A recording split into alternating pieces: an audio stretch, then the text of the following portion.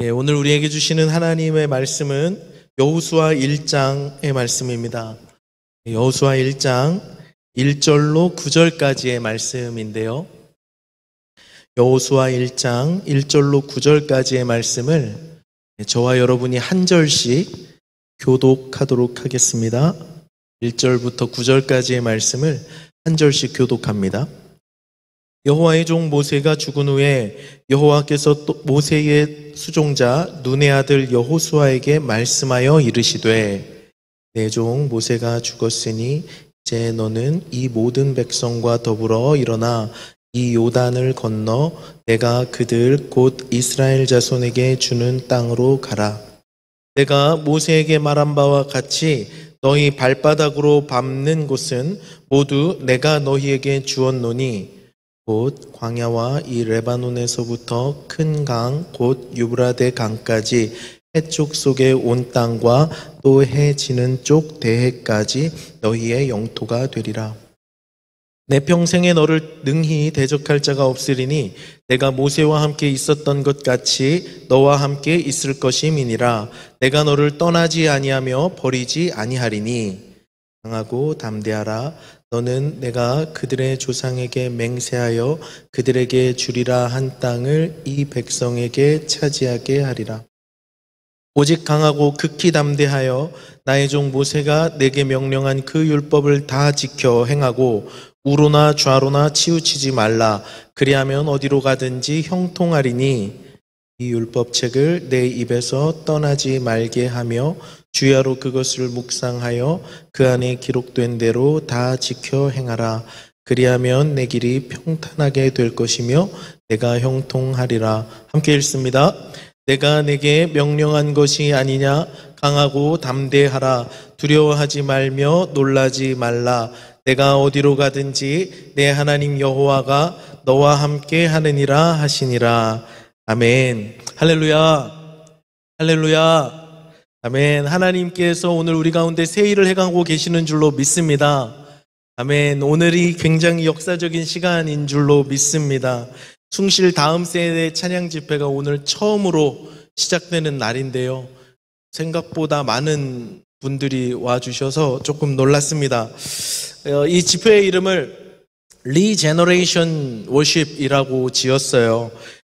리제너레이션 워십의 약자해서 이제 리젠 워십이라고 했는데요. 우리 다 아는 것처럼 리라는 말은 영어의 다시라는 뜻의 접두어지 않습니까?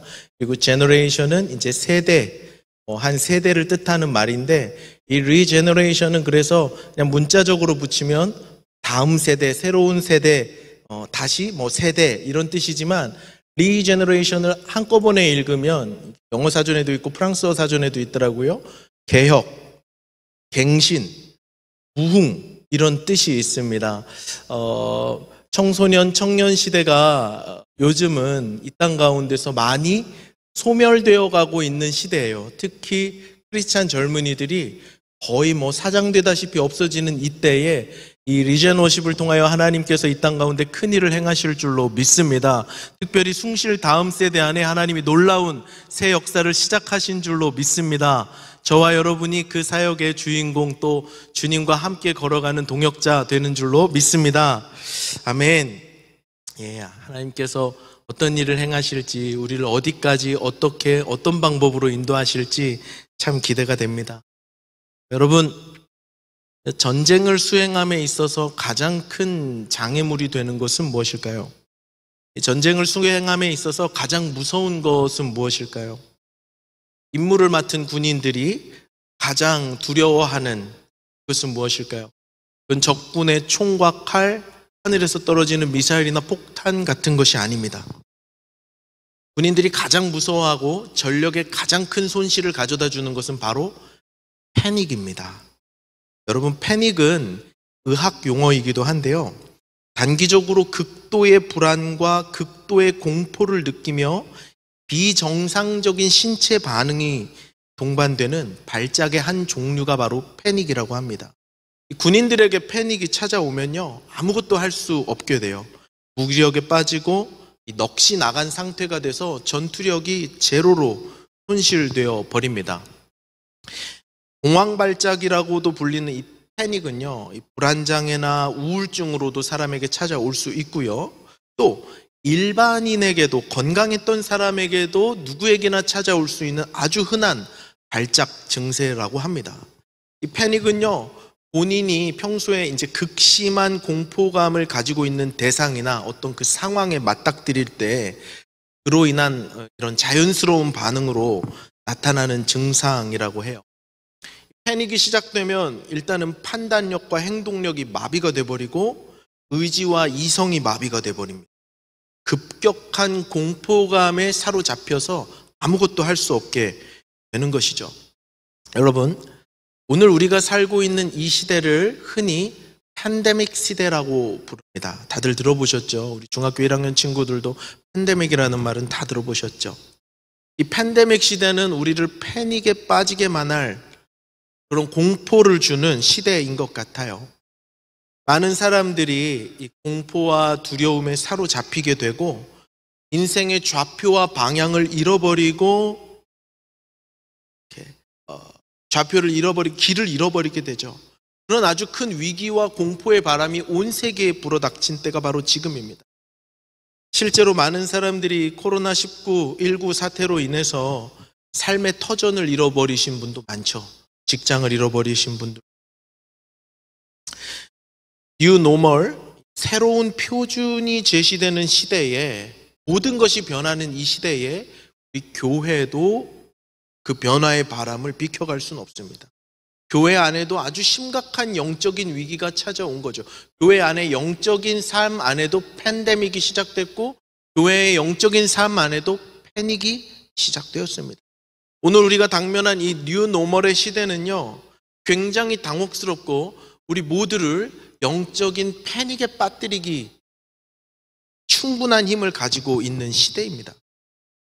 오늘 본문에 등장하는 여호수아는요, 여호수아도 오늘 우리와 마찬가지로 영적인 패닉에 빠질 만한 상황이 찾아왔습니다.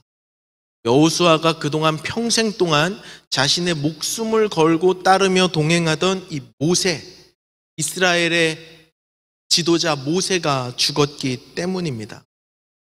모세는 어떤 사람입니까? 여러분, 우리 다 알죠? 모세는 출애굽의 주인공입니다.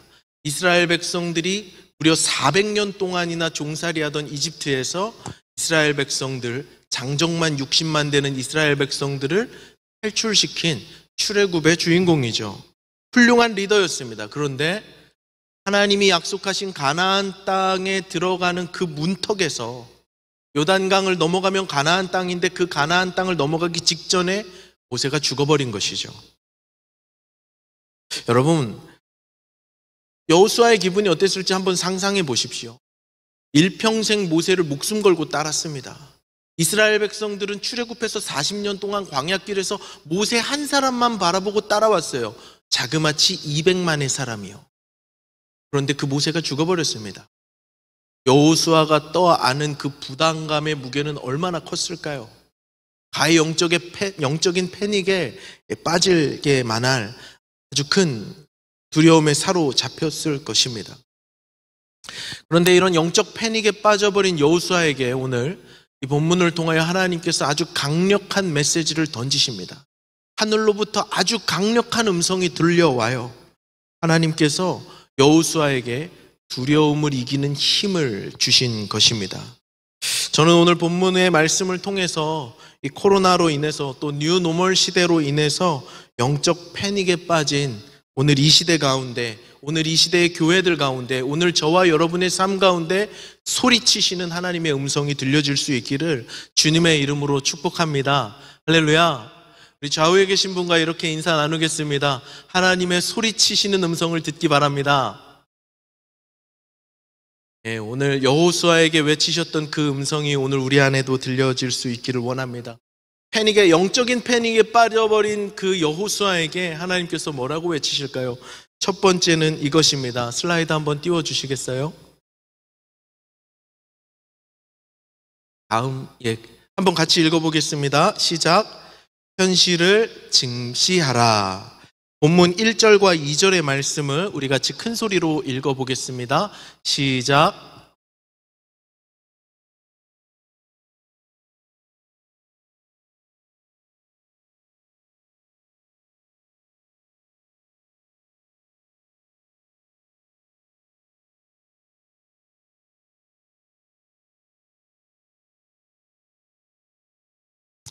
죄송합니다. 1절과 2절은요, 오늘 읽은 본문이 여호수아 1장이지 않습니까? 여호수아 1장 1절과 2절은 이 여호수아 24장 전체의 스토리를 아우르는 서론과도 같은 그런 장면입니다. 여호수아서의 첫 시작이죠. 자, 오늘 1절과 2절에서는, 특별히 1절에서는요, 하나님께서 이 여호수아서가 어떤 배경에서 시작하고 있는지를 말씀해 주고 계세요. 그때가 어느 때였습니까? 모세가 죽은 때였죠. 아까 말씀드렸던 것처럼 이스라엘의 지도자, 가장 카리스마 있게 가장 강력한 지도력을 발휘했던 이스라엘의 모세가 죽었습니다. 모세가 죽은 상황에서 하나님께서 하시는 말씀이 여호수아에게 들려지는데요, 그 말씀이 2절부터 시작하는데, 2절에 하나님이 처음에 뭐라고 말씀하십니까? 모세가 죽은 상황에서 하나님께서 강력한 음성으로 여호수아에게 말씀하시는데, 처음 하시는 말씀이 뭐죠? 내 종 모세가 죽었다라고 말씀하세요. 하나님께서는 여호수아에게 이스라엘이 지금 맞닥뜨린 그 현실을 직면하게 하신 것입니다. 모세가 죽었다라는 그 사실을 회피하지 않고 있는 그대로 받아들이게끔 여호수아에게 한 번 더 강조해서 말씀하고 계시는 거예요. 1절은요, 가만히 읽어보면 3인칭의 관점에서 모세의 죽음을 객관적으로 보도하고 있다면, 2절은요 1인칭의 관점에서 서술하고 있을 뿐 두 구절에는 차이가 전혀 없습니다. 성경에서 모세의 죽음을 2번 강조해서 반복하고 있어요. 그것은요, 하나님께서 오늘 이 말씀을 듣고 있는 여호수아에게 모세가 죽은 이 현실을 직면해야 한다고 말씀하고 강조하고 계신 것입니다. 현실을 직시하라고, 현실을 똑바로 쳐다봐야 된다고, 현실을 정확하게 진단해야 한다고 말씀하시는 거예요. 사랑하는 여러분, 위기가 찾아오고 위협이 찾아오고 패닉에 빠질 것 같은 공포가 찾아올 때 우리는 두 눈을 크게 똑바로 떠야 합니다. 주눅들지 말고 현실을 직시해야 합니다. 피하거나 부정하거나 외면해버리면 안 되는 것이죠. 현실을 직면해야 해요. 현실을 정확하게 진단하고 정확하게 분석해야 대응할 수 있습니다. 우리 속담 다 알죠? 호랑이에게 물려가도 뭐만 차리면 된대요? 정신만 차리면 된대요. 아무리 피하고 싶은 현실이고 눈 감아버리고 싶은 현실이라고 해도 그것을 우리가 직시해야 한다는 것입니다. 똑바로 쳐다봐야 하는 것이죠. 하나님께서 이 여호수아를 이스라엘의 영적인 위기에 직면하게 하셨던 것처럼 오늘 우리 안에 있는 이 영적인 위기에 대해서도 직시하시길 원하십니다. 여러분, 한국 교회는요, 굉장히 어려운 시절을 보내고 있어요. 특별히 청소년, 청년 사역은 가면 갈수록 무너져가고 있는 실정입니다. 우리 숭실교회와 같은 교단에 속해 있는 교회가 전국에 약 8,000개에서 9,000개 정도 된대요. 그런데 그 8,000개에서 9,000개 정도 되는 교회 중에 교육부서라 그러죠. 지부, 아동부, 중고등부, 청년부, 이 4개의 부서가 하나도 없는 교회가 몇 개 정도 될 것 같아요. 교육부서가 전무한 교회가 8,000여 개 교회 중에 몇 개나 될 것 같아요. 4,000개가 넘습니다. 그러니까 절반의 교회는 청년 이하의 사람이 없는 거예요. 교육부서가 아예 없는 겁니다. 코로나 전에. 코로나 이후에는 훨씬 더 감소할 것이라고 예측하고 있어요. 제 이제 주변에 같이 사역하시는 전도사님의 이야기들을 들어보고 목사님들의 이야기를 들어보면 2021년 이제 얼마 남지 않았잖아요. 2021년 사역을 계획하는데 대부분의 교회가 중등부와 고등부로 나뉘어 있었던 그 부서를 하나로 합칩니다. 한 부서로 통합. 그리고 청년부와 중고등부로 나뉘어 있던 데는 중고청을 통합합니다. 초등부와 소년부와 유년부가 나눠져 있던 초등학교를 하나로 아동부로 통합을 하고 점점 이렇게 축소한다는 소문이 들려와요. 2017년에요. 이 공간에서 홀리파이어 워십을 할 때 제가 찬양 인도로 한번 초청을 받은 적이 있어요. 2017년에 여기 와서 찬양 인도를 했는데 장용호 집사님이 초대해 주셔서 여기를 왔는데, 이 앞에는 한 30여 명 정도 되는 축구부 아이들이 앉아 있었고요. 이 두 줄에 한 중간까지 이렇게 앉아 있었는데, 그때는 요 중간까지 이렇게 앉아 있었던 학생들이 되게 조금 온 것처럼 보였어요. 휑해 보였다고요. 공간이 워낙 넓으니까. 김우현 목사님이 나오셔서 설교를 하시는데 이런 말씀을 했어요. 여러분, 여기 200~300명 되는 청소년이 앉아 있는데 공간이 커서 우리가 적어 보이지 서울 하늘 아래 200~300명 모이는 청소년 집회는 없다고 그렇게 말씀을 해주셨거든요. 그런데 지금 홀리파이어 워십 어떨까요? 지금 우리 리젠 워십 어떨까요? 200~300명은 상상할 수도 없는 숫자입니다. 무엇을 말해주죠? 교회의 청소년부, 청년부가 점점 감소하고 있다는 것을 말해주죠.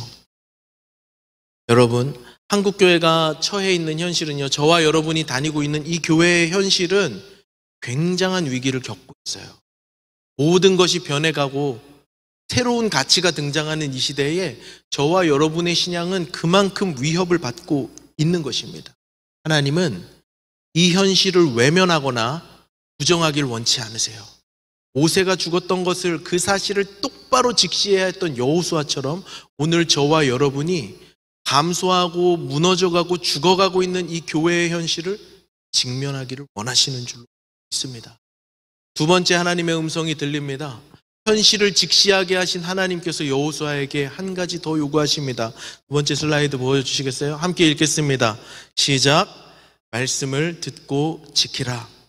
오늘 읽은 본문이 여호수아 1장 1절부터 9절까지의 말씀이에요. 눈으로 한번 성경책이 있는 쓱 읽어보세요. 1절은 시대적 배경에 대한 객관적인 서술이고 2절부터 9절까지 하나님이 쉬지 않고 여호수아에게 계속해서 말씀하십니다. 여러분, 하나님은 2절부터 9절까지 굉장히 긴 말씀을 한꺼번에 여호수아에게 쏟아 놓으세요. 여호수아의 입장에서는 무엇을 해야 됐을까요? 여호수아가 하나님의 음성을 들으면서 여호수아가 시작되는 이 단락에서 여호수아가 가장 먼저 해야 됐던 것은 다른 것이 아니라 하나님의 말씀을 듣는 것이었습니다. 그 긴 하나님의 말씀을 듣는 것이었어요. 그것은 하나님 말씀 앞에 앉아 있으면서 하나님이 주시는 말씀을 듣고 새기는 것이었습니다. 여러분, 여호수아가 모세가 죽은 그 암울한 현실을 바라보았다면 이제는 그 현실에서 눈을 들어 하나님의 말씀을 들을 차례입니다. 현실을 객관적으로 진단하고 분석하고 파악했다면 그 현실에 내 눈을 둘 것이 아니라 이제는 하나님께서 이 현실을 어떻게 보시는지, 하나님께서는 이 상황을 어떻게 진단하시고 어떻게 우리에게 말씀하시고 어떠한 미션을 주시는지를 들어야 했던 것이죠. 하나님께서는요, 여호수아에게 말씀하시면서 또한 하나님의 말씀을 여호수아 안에 채워주셨어요. 우리 7절과 8절의 말씀을 한 번 더 읽어보도록 하겠습니다. 시작. 오직 강하고 극히 담대하여 나의 종 모세가 내게 명령한 그 율법을 다 지켜 행하고 우로나 좌로나 치우치지 말라. 그리하면 어디로 가든지 형통하리니 이 율법책을 내 입에서 떠나지 말게 하며 주야로 그것을 묵상하여 그 안에 기록된 대로 다 지켜 행하라. 그리하면 내 길이 평탄하게 될 것이며 내가 형통하리라. 아멘. 하나님께서는 여호수아에게 하나님의 말씀을 듣게 하실 뿐만 아니라 너는 그 말씀을 지켜 행해야 한다고 당부하십니다. 여러분, 이 성경에서 방금 읽은 절에서 율법이라는 단어가 2번 나오고 있어요. 역시 모세의 죽음이 2번 반복된 게 강조였잖아요.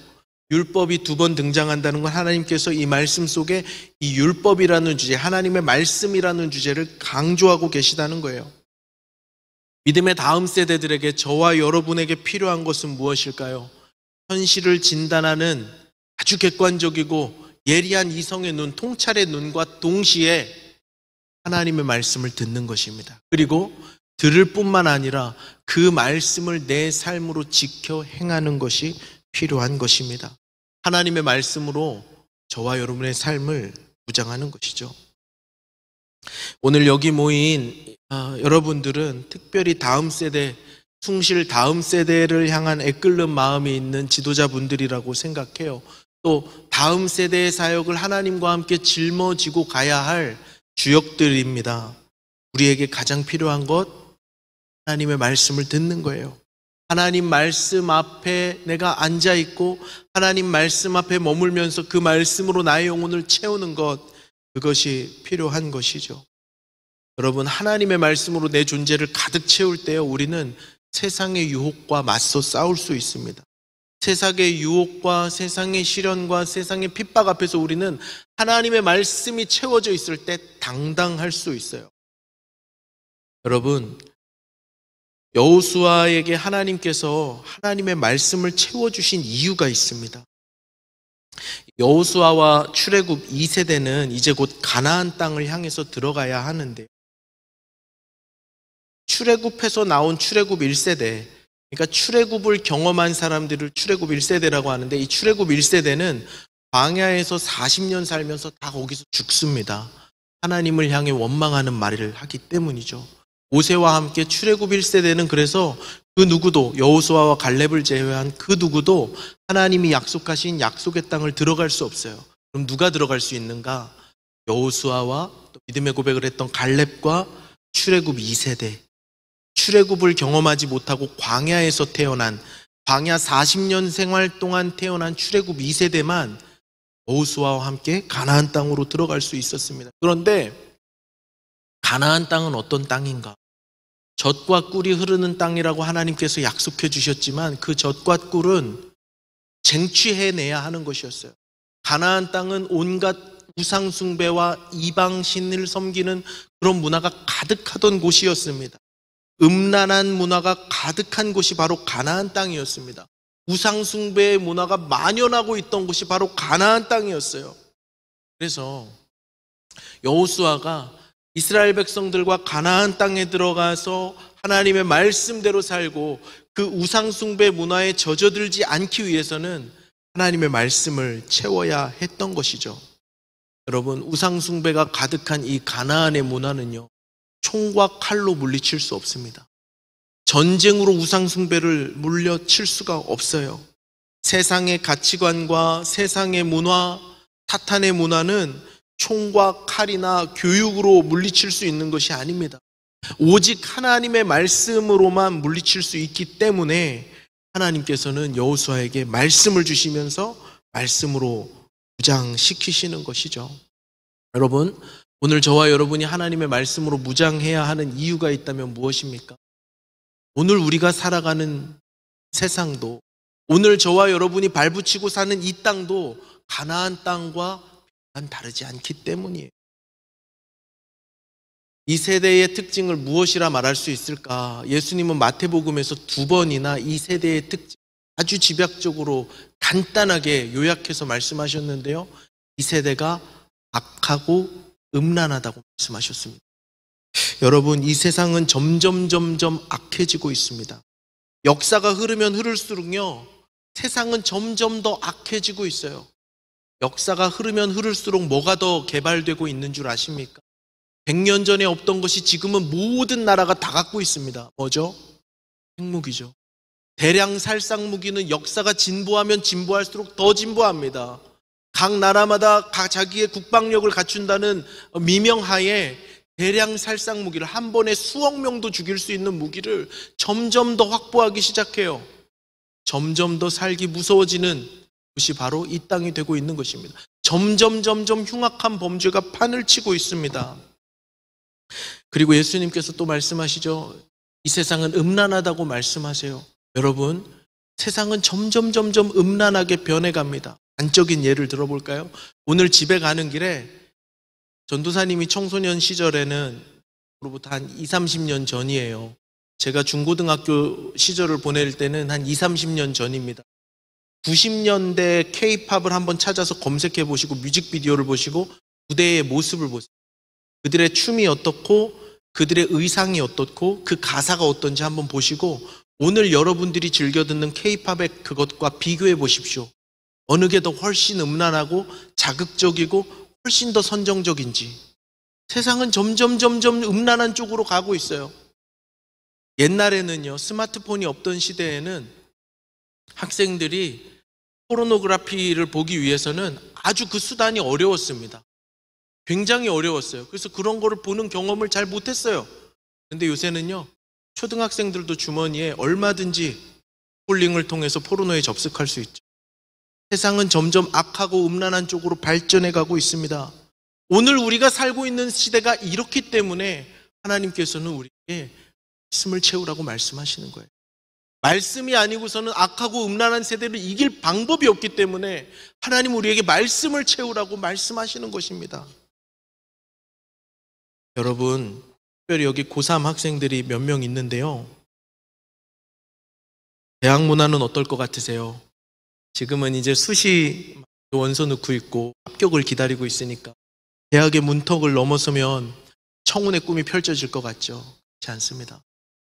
대학이라는 문화가 얼마나 악하고 얼마나 방탕하고 얼마나 만문의 영이 지배하는 곳인지 여러분 발 디디고 서면서 한번 느껴보셔야 돼요. 그 문화에서 어떻게 그리스도인들은 우상숭배와 그 세상의 사탄의 문화에 물들지 않고 설 수 있을까요? 말씀밖에 없어요. 여호수아에게 가나안 땅을 들어가기 전에 하나님 말씀으로 채워주시고 힘을 주시고 세워주셨던 것처럼 오늘 저와 여러분에게는 말씀이 들려져야 하는 것입니다. 사랑하는 여러분, 저는 오늘 이곳에 모인 우리 모두가 하나님의 말씀을 깊이 듣고 또 준행하는 하나님의 사람들, 말씀의 사람들 될 수 있기를 주님의 이름으로 축복합니다. 마지막 세 번째로 하나님께서 여호수아에게 주신 영적인 패닉에 빠진 여호수아에게 하신 말씀은 이것입니다. 함께 읽어보겠습니다. 시작. 강하고 담대하라. 6절부터 9절까지의 말씀을 우리 함께 읽습니다. 시작. 강하고 담대하라. 너는 내가 그들의 조상에게 맹세하여 그들에게 주리라 한 땅을 이 백성에게 차지하게 하리라. 오직 강하고 극히 담대하여 나의 종 모세가 내게 명령한 그 율법을 다 지켜 행하고 우로나 좌로나 치우치지 말라. 그리하면 어디로 가든지 형통하리니 이 율법책을 내 입에서 떠나지 말게 하며 그것을 묵상하여 그 안에 기록된 대로 다 지켜 행하라. 그리하면 내 길이 평탄하게 될 것이며 내가 형통하리라. 내가 내게 명령한 것이 아니냐. 강하고 담대하라. 두려워하지 말며 놀라지 말라.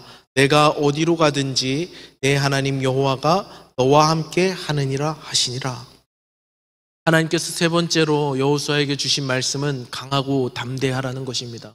지금 읽은 말씀에서요, 강하고 담대하라는 말이 무려 3번이나 반복되고 있습니다. 여호수아의 마음이 두려웠다는 것은 우리가 쉽게 짐작할 수 있습니다. 수십 년의 세월을 함께하고 철저하게 의지하며 따랐던 그 지도자가 죽었다는 사실은 여호수아에게 가히 패닉을 가져다 줄 만한 아주 두려운 상황이었어요. 여러분, 리더가 사라진다는 것은 구심점이 사라진다는 것입니다. 그런데 그 두려움에 사로잡힌 여호수아는 이제 가나안 땅을 향해 들어가야 했어요. 뭐가 문제였냐면요, 모세가 인도하던 출애굽 1세대가 광야에서 행진할 때면요, 여러분, 광야는 어떤 곳입니까? 광야는 영토가 아니죠. 주거지가 아니죠. 광야에는 전쟁의 위협이 비교적 덜한 곳이었습니다. 이방 민족들의 습격이, 갑작스러운 습격이 있기도 하고 전쟁을 치러야 할 때도 있었지만 광야라는 곳은 상대적으로 안전한 공간이에요. 먹을 것과 마실 것이 없기는 하지만 전쟁의 위협으로부터는 안전한 곳입니다. 그런데 여호수아는 이제 요단강을 건너서 출애굽 2세대와 함께 가나안 땅을 들어가야 해요. 가나안 땅에 들어가면 그냥 들어가서 살 수 있느냐? 그렇지 않습니다. 우상 숭배에 아주 익숙했던 7족속을 전쟁으로 뛰쳐내야 했어요. 전쟁을 앞두고, 전쟁을 코앞에 두고 리더를 잃었으니 여호수아가 두려웠던 것은 것입니다. 여러분, 하나님께서 그런 여호수아에게 강하고 담대하라는 명령을 주시는데요, 이 강하고 담대하라는 말은 부드러운 권유나 부드러운 청유의 말이 아니에요. 3번 다 강한 어조의 명령문으로 되어 있습니다. 연속적으로 반복되고 있는 이 말은요, 반복하면 반복할수록 6절부터 9절까지 가만히 읽어보세요. 하나님께서 마치 소리치시는지 점점 목소리를 키우시는 듯이 강하고 담대하라는 말을 강조해서 힘있게 명령하고 계신 것을 볼 수 있습니다. 군사령관이 마치 자기 부하에게 말씀하시는 것처럼 하나님께서 말씀하시는 거죠. 여러분, 그런데 한번 생각해 봅시다. 두려움이라는 건 어떤 거예요? 두려움을 한번 생각해 보세요. 여러분, 두려움이라는 건 어떤 겁니까? 두려움을 내가 선택하는 겁니까? 아니요. 두려움이라는 감정은 한순간에 나도 모르게 내 외부에서 내 안으로 침투해 들어오는 감정이에요. 두려움을 잘라내는 것은 결코 쉽지 않습니다. 그런데 하나님께서는 왜 여호수아에게 명령을 하고 계시는 것입니다. 두려움의 해독제는 무엇일까요, 여러분? 두려움은요, 미래에 일어날 일에 대해서 두려워하는 일이 대부분입니다. 미래에 부정적으로 일어날 일에 대해서 불안해하고 염려해하는 게 있죠. 그래서 두려움은요, 미래에 일어날지도 모르는 확률에 대한 두려움이에요. 그렇다면 일어날지도 모르는 확률에 대한 감정이, 부정적인 감정이 두려움이라면 두려움을 해결할 수 있는 것은 무엇일까요? 반드시 일어날 트입니다. 두려움의 해독제는 반드시 일어날, 반드시 이루어질 진리요라는 것이죠. 하나님께서 여호수아에게 두려워하지 말라, 담대하라고 명령하신 까닭이 있습니다. 여호수아의 미래는 하나님과 함께하면서 승리할 것이기 때문이었어요. 본문 3절과 5절의 말씀을 한번 또 읽겠습니다. 본문 3절과 5절의 말씀입니다. 시작. 내가 모세에게 말한 바와 같이 너희 발바닥으로 밟는 곳은 모두 내가 너희에게 주었노니 곧 광야와 레바논에서부터 큰 강 곧 유브라데 강까지 해쪽 속에 온 땅과 또 해지는 쪽 대해까지 너희의 영토가 되리라. 내 평생에 너를 능히 대적할 자가 없으리니 내가 모세와 함께 있었던 것 같이 너와 함께 있을 것임이니라. 내가 너를 떠나지 아니하며 버리지 아니. 여호수아의 두려움을 떨쳐버리는 하나님의 한 말씀이 있죠. 미래에 대한 확실한 보장과 승리의 약속이에요. 하나님이 말씀하시고 하나님이 보장하시면 그것은 그 누구도 물을 수가 없습니다. 하나님이 된다고 하면 되는 거예요. 하나님이 빛이 있으라고 하면 빛이 있어야 하고, 빛아 멈추라고 하면 태양은 그냥 머물러야 하는 것입니다. 모든 것은 하나님 말씀의 통제 아래 있어요. 여호수아에게 두려움을 몰아내는 두려움의 해독제는 무엇일까요? 여러분, 우리 안에 있는 두려움을 몰아내는, 영적인 패닉에 빠져버린 이 시대 가운데 두려움을 몰아내는 해독제는 무엇일까요? 영원히 변치 않는 진리예요. 영원히 변치 않는 하나님이 우리와 함께 하신다는 그 약속이고, 우리의 평생에 하나님의 말씀 따라 믿음으로 걷는 모든 사람들의 평생에 우리 주님께서 동행하시면서 승리를 보장하신다는 그 약속, 그 약속이 우리 안에 있는 어떤 두려움도 다 몰아내는 것입니다. 사랑하는 여러분, 우리의 삶이 패닉으로 갈 수 있습니다. 특별히 고3 학생들 입시를 앞두고 있는데요, 이 입시가 성공하면 좋겠죠. 내 계획대로, 내 전략대로 최소한 내가 걸어놓은 그 바텀 라인의 학교라도 들어갈 수 있으면 만족스럽게. 그러지 않을 수도 있어요. 예기치 않은 인생의 골목에서 영적인 패닉이란 것은 우리를 집어삼키듯이 우는 사자와 같이 우리를 삼켜버릴 수 있습니다. 그럴 때 우리가 기억해야 하는 것은 무엇이냐면, 영원히 우리와 함께 하시면서 우리를 약속의 땅으로 인도하시고 하나님의 말씀 따라 믿음을 지키며 걷는 사람들에게 영원토록 약속해 주신 그 승리, 하나님의 함께 하심, 인도와 형통의 약속을 붙잡고 나아가야 하는 것이에요. 가나안 땅으로 들어가야 했던 여호수아에게는 가나안족 속에 그 무시무시한 철병거가 두려움으로 작용하고, 지도력의 부재가 굉장히 큰 부담감으로 작용하지만 그보다 더 큰 것이 있죠. 하나님이 약속, 하나님이 함께 하시겠다고 하신 그 약속이 있었기 때문에 두려움으로부터 해방될 수 있는 것입니다. 사랑하는 여러분, 여호수아에게 주신 이 명령, 한치의 양보도 없는 하나님의 이 준엄한 명령, 그 명령이 오늘 저와 여러분에게도 들려지는 줄로 믿습니다. 사랑하는 숭실교회 다음 세대 여러분, 말씀을 내 안에 채우십시오. 말씀을 붙잡으십시오. 말씀으로 서십시오. 세상을 향해서 두려워하지 말고 믿음으로 나아갈 수 있기를 바랍니다. 우리와 함께 하시는 하나님, 시간을 뚫고 공간을 뚫고 모든 장애물을 뚫고 우리와 함께 계시면서 우리와 동행하시는 그 하나님의 인도와 보호의 약속을 믿고 승리하는 저와 여러분이 될 수 있기를 주님의 이름으로 축복합니다.